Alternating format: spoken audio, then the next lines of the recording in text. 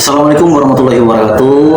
Halo di sana dimanapun Halo di sana dimanapun Anda berada, kembali lagi di program podcast kita, podcast bertandang. Alhamdulillah hari ini kita bertandang di kediaman pribadinya bakal calon gubernur Bengkulu yang saat ini sudah hadir dan sudah menyambut kedatangan kita. Kita sapa-sapa dulu dari sana. Apa kabar, Bang? Alhamdulillah. Ini biasanya aku manggil abang Awang, tapi ini karena udah panggilan akrabnya Mas kan, mau jadi panggil Mas karena beliau ini termasuk tokoh Jawa ya di juga di TMJ ya Mas.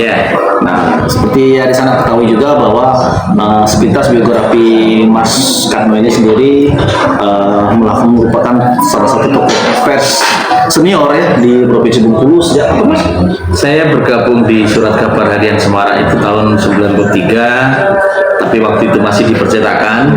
Kemudian 94 saya sudah mengawali karir di jurnalistik. 94. Terus menanjak ya sampai Alhamdulillah. Sini udah jadi owner ya. Enggak lah, saya ya salah satu jajaran direksi saja lah di dalamnya. Iya. Mungkin mirip kayak Surya Paloh ya. Nah, beda. Surya Paloh kan pemilik ya. Nah, itu dari sisi dan kemudian juga Mas Karno ini juga mantan ketua PWI ya. Iya. Ya, dia juga tahun berapa Mas? 2010 2015. Dan juga Di 2013-nya kita mengadakan peringatan Hari Pers Nasional di Bengkulu yang kita pusatkan di Bengkulu. Dan itu selama Bengkulu ada baru sekali lah ya. Alhamdulillah di era saya di Ketua PBI bisa membawa presiden, menteri-menterinya, bahkan presiden nginap 3 hari di Bengkulu.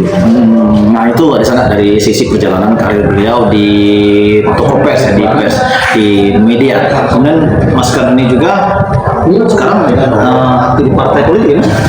Ya baru bergabung Belum ya? baru mencoba keberuntungan sekarang ini. Ya, nah Siapa ini tahu itu ikut kontestan ini ya. ikut kontestasi ya. Ya. Nah, itu tadi sedikit singkat biografi Mas Karno. Nah ini Mas ngomong-ngomong by the way ini Mas ya, bahwa memang sudah bukan rahasia umum lagi nih Mas ya, bahwa di kalangan masyarakat Bengkulu Mas Karno sudah menyatakan diri kesiapan untuk maju di bursa Pilgub Bengkulu 20 November nanti. Nah ini menjadi banyak pertanyaan-pertanyaan, banyak pandangan-pandangan yang ini muncul tokoh pers kedua setelah sebelumnya ada Bang Deddy Wahyudi. Nah ini apa sebenarnya mendasari Mas Karno ini sendiri hanya pengen terjun ke dunia politik? Apakah kan terinspirasi dari Bung Deddy Wahyudi atau hal lain yang mendasari sebenarnya secara spesifik? Tidak. Berdasarkan ya kita pernah menjadi ketua PWI itu dan kita selalu ikut peringatan Hari Pers di setiap provinsi, kita melihat perkembangan di daerah, maka kita punya tenaga, kita punya pikiran, kita punya gagasan, itu tidak ada salahnya kalau kita ingin membangun daerah. Saya cuma numpang lahir saja di Jawa, tetapi saya dari tahun 79 sudah ada di Bengkulu, maka saya sudah menjadi putra Bengkulu dan saya punya kewajiban bagaimana membangun daerah ini. Bukan berarti yang lama, pemimpin-pemimpin yang lama tidak baik, sudah baik, sangat baik, pertumbuhannya juga sudah sangat baik, tetapi ketika kita punya gagasan, kita juga kepingin seperti daerah lain supaya lompatannya menjadi cepat gitu. Jadi kita rindu dengan misalnya daerah kita ini supaya sama dengan daerah lain. Dulu saya ingat betul jumlah penduduk kita ini sama dengan Provinsi Jambi. Ketika itu 1.500.000. Nah sekarang Jambi itu sudah 3 juta, kita masih baru 2 juta.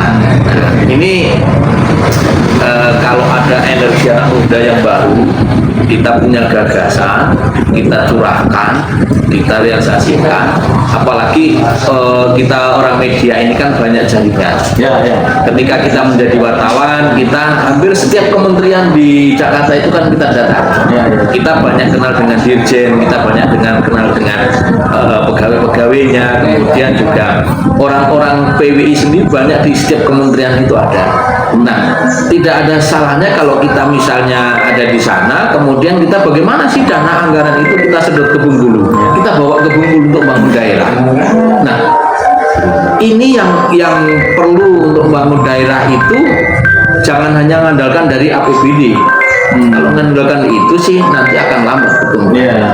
Nah itu ada sana bahwa itu yang mendasari Mas Karno akhirnya untuk terjun ke dunia politik ya Mas. Iya. Bahwa emang yang semangat untuk membangun dulu. Iya. Nah tapi lagi-lagi ya Pak, ini publik juga bisa menanti pertanyaan juga. Mas ini sebenarnya mau ke nomor 1 atau nomor 2 ini? Nah, kalau memimpin itu tidak mesti harus nomor 1 atau nomor 2, tetapi kadang sebenarnya tidak pun menjadi kepala daerah, tapi bagaimana kita bisa membangun daerah. Tapi alangkah baiknya kalau misalnya kita memang juga mengatur itu, kita ikut menata daerah, maka harus menjadi pemimpin. Tidak mesti juga misalnya harus nomor 1 wajib misalnya begitu, tetapi kalau nomor 2 itu kita juga bersinergi, berkolaborasi dengan nomor 1-nya, kenapa tidak? Nanti kita juga bisa ikut berkontribusi ya. Iya, jangan kita ketika misalnya kayak Nomor 1 benar masalahnya. saya tidak sependapat misalnya selalu diomongkan wakil gubernur, wakil wali kota, wakil bupati itu dianalogikan dengan ban serep. Tidak sama. Ban serep itu benda mati. Mau digelundungkan kemana saja itu tetap dia benda mati. Lah kalau kita orang yang punya gagasan, punya pikiran, kita punya masukan, walaupun misalnya kita pun juga nggak boleh mendahului. Kita tahu misalnya kita posisi nomor 2, kita juga harus sadar diri, tahu diri, harus bisa menempatkan diri gitu. Artinya bukan berarti kita bisa berkontribusi ya. Bukan berarti tidak Suatu keliru ya. itu yang salah. Kalau selalu misalnya wakil gubernur, wakil wali kota, bupati selalu beranggapan bahwa namanya juga ban serep, enggak sama. Ban serep itu roda yang hanya ditempelkan bisa mati. Kalau tidak diubah, kalau tidak diambil oleh si pemiliknya, Tidak akan terpakai. tidak akan terpakai. Bukan itu. Kita ini makhluk hidup yang diberi gagasan pikiran oleh Allah untuk berkarya. Nah ini jadi jangan terlalu ya kita ini misalnya harus Jangan terbuai ya. jangan gitu ya. jangan gitu orang kita tidak misalnya kan gitu, untuk membangun daerah juga tidak mesti kita misalnya dengan posisi kita di media, kita orang media, kita ini pilar keempat dalam pembangunan. Tanpa itu pun kita juga bisa membangun dengan mengkritisi apa yang dilakukan pemerintah yang keliru, kita ingatkan, itu juga membangun. Jadi banyak hal, banyak cara yang bisa kita lakukan untuk membangun daerah. Artinya itu ada sana bahwa semangat untuk membangun dari Mas Karno yang tadi mungkin dengan di kalangan pers sudah ikut berkontribusi, tapi mungkin skalanya masih kecil. Ya. Nah, makanya ingin memilih terjun yang lebih luas dengan masuk ke dalam bursa ini ya. Ya, mudah-mudahan. Nah, itu bicara kesiapan ya Mas. Artinya kan mungkin secara apa ya istilahnya batin sudah siap. Lahirnya ini gimana Mas? Karena kan kita tadi bukan rahasia lagi bahwa ada namanya pasti suatu pengorbanan yang harus disiapkan untuk menuju ke sana. Artinya bukan sekedar semangat niat saja, tapi kan tanda kutip bukan rahasia, materi juga harus siap lahir batin. Nah ini bagaimana Mas menyadari itu? Saya dengan keluarga sudah bismillah, sudah menghibahkan diri saya untuk membangun daerah. Ya apapun dan sekuat tenaga apapun yang bisa kita lakukan, kita lakukan. Jadi dari keluarga sendiri sudah merestui ya, Sudah mengizinkan lahir batin. Karena pasti ada konsekuensi Mas ya. Sudah terbayang belum Mas? Konsekuensi artinya kan ketika berhasil atau ketika gagal sudah terbayang belum dalam dunia politik, panggung politik ini? Tuhan itu memberikan selalu berpasang-pasangan di dunia ini. Ya, ada siang, Ada siang, ada malam, ada menang, ada kalah, ada hidup, ada mati, ada sukses, ada tidak. Benar. Pilihannya juga cuma nanti dua. Misalnya ya kalau tidak berhasil ya gagal. Kan seperti itu. Iya. Pilihannya. Dan kita sudah tahu dari sekarang. Apalagi minta nanti misalnya ada yang ikut kontestasi ini misalnya ada 4 pasang atau 3 pasang. Yang dipilih kan cuma 1. Ya, benar. Berarti kan ada 2 atau 3 yang bakal gagal. Benar. Dan kita harus siap kalah. Dan dia juga siap menang. Nah, kalau kebanyakan orang yang misalnya tidak siap kalah, selalu siapapun yang menang tuh dalam berpolitik itu yang selalu dianggap ini curang pasti itu pasti ada potensinya. Padahal belum tentu juga misalnya barangkali yang mengatakan curang pun juga sebenarnya juga ikut curang, cuman karena Allah tidak menghendaki untuk jadi ya. Kalau sekarang kita serahkan kepada Allah saja. Nah, tapi kan bicara politik kan pasti bicara hitung-hitungan, Mas. Ya. Kan berarti pemetaan, kemudian menghitung bagaimana seberapa besar peluang, kemudian menghitung nanti akan berpasangan kemana. Ini sudah diramu juga nggak?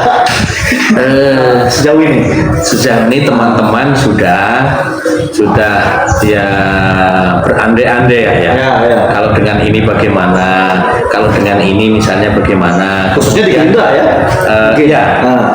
Kemudian kalau misalnya pemilih di grassroots-nya, kalau kita tawarkan, kalau kita dengan misalnya ini bagaimana, dengan ini bagaimana, semuanya ada plus minusnya. Tapi kecenderungannya ini sudah tergambar belum kecenderungannya dari sekian banyak settingan sudah di Pasti lah, pasti karena kita sudah turun mungkin di 150-an titik lebih yang kita datangin ke daerah-daerah, bahkan saya nginap-nginap di daerah, kita juga minta pendapat sih. Bagaimana sih kalau misalnya dengan ini, bagaimana kalau dengan ini, kita tidak saya sebutkan dulu namanya lah ya. Nah ya, artinya ketika kita tanya dengan konstituen, kita tanya dengan grassroots-nya, plus minus masing-masing itu ada. Tidak semuanya baik juga enggak, tidak semuanya juga jelek juga enggak. Nah, karena memang ya inilah politik. Tidak mesti misalnya dengan ini harga mati dengan ini, tidak support. Ada juga yang misalnya begini, ya sudah pokoknya yang penting saya Mas Karno-nya kan gitu. Ada juga yang begitu, mau dengan siapa terserah kan gitu. Kalau misalnya tidak dengan itu tidak apa-apa, kita yang penting mengusung Mas Karno-nya. Ada juga yang seperti itu. Sejauh mana juga nih Mas, pertanyaan Kubi juga, artinya kan tadi politik kan dinamis ya Mas, ya kan dinamis dengan dinamika yang ada. Nah, pertanyaan Kubi juga sejauh mana optimisme Mas Karno sendiri untuk mendapat rekom dari Gerindra sendiri, khusus di Gerindra, karena komposisi di kursi di pileg kan ini menjadi tolak ukur juga ya Mas. Ya, semua punya optimisme yang kuat sama-sama semuanya kan? Kalau kita sudah nggak yakin berarti jalan kita berhenti dong. Kita nggak usah jalan kan begitu. Tapi kita juga harus optimis. Semua kandidat yang akan maju ini kan pasti yakin semua. Kalau tidak yakin pasti dia nggak jadi. Dia nggak bakal gerak juga. Nggak bakal gerak. Iya.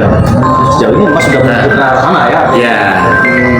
Nah, terakhir nih Mas, kan sebagai tokoh pers juga sebagai sekarang mungkin bakal kandidat ya, gagasan apa yang Mas tawarkan kepada masyarakat Bengkulu untuk ya masyarakat Bengkulu dia yakin loh ini sosok, jadi tagline-nya Mas ya, energi baru untuk Bengkulu ya. Energi baru untuk Bengkulu. Nah, ini gimana? Kita harus bisa punya analogi. Semut itu akan datang mana gula ada gula. Nah, ya. Kita harus bisa membuat Bengkulu ini bagaimana seperti gula ini banyak gula supaya orang untuk datang ke sini. Bali yang tidak punya apa-apa, hanya punya wisatanya, itu bisa menjadi hebat. Go internasional ya. Go internasional. Itu bisa ya. Ya artinya begini, saya tidak mesti harus nyamakan dengan Bali, tidak. Tetapi saya mencontohkan Bali. Kemudian Singapura tidak punya sumber daya alam, Kecil lagi negerinya itu, tapi hebat negaranya. Nah, kita di Bengkulu ini harus punya yang untuk daya tarik supaya orang mau ke Bengkulu. Jadi magnetnya Bengkulu semuanya ada, Bengkulu kaya. Ini tinggal personality kepemimpinannya, sosok itu. Bagaimana cara mengemasnya, bagaimana meramunya ini. Ibarat kita mau jualan kue, jualan makanan itu, ramuannya ini kita suguhkan, orang mengatakan enak, nyaman. Kemudian di sini berinvestasi juga enak, nggak ragu. Ini yang harus kita ciptakan tuh seperti ini. Itu yang ditawarkan. Iya. Nah, soal apa-apanya nanti. Itu tadi ada sana obrolan kita singkat, padat dan jelas bahwa salah satu alasan dasar oleh Mas Kano untuk maju tidak lain dan tidak bukan adalah semangat untuk membangun, dan dia juga dengan pengalaman di puluhan tahun di toko pers juga secara sedikit banyaknya sudah banyak menciptakan pengalaman ya, bagaimana memerintah, bagaimana memimpin, bagaimana menggali potensi-potensi ada yang di provinsi Bengkulu nih Mas ya. Nah itu dari sana, terima kasih Mas Kano atas waktunya Mas Kano. Semoga ikhtiar dan langkah Mas Kano ini bisa terwujud. Amin. Kami juga dari mungkin kalangan toko pers mendoakan. Amin. Beliau selaku toko pers, kita juga ikut mendukung semangat Mas Kano untuk menuju ke gelanggang bursa Pilgub, dan semoga nanti bisa mendapatkan pasangan yang ideal.